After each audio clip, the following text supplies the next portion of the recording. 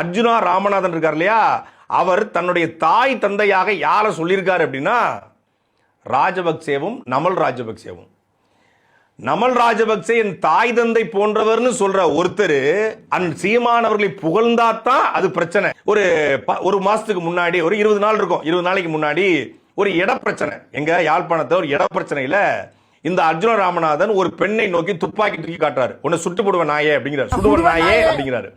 அதுல யாழ்ப்பாண காவல்துறை இவரை கைது செய்து சிறைப்படுத்துது. இவர் கைதை கண்டித்து கண்டனம் தெரிவித்த ஆளு ராஜபக்சேவுடைய மகன் நமல் ராஜபக்சே.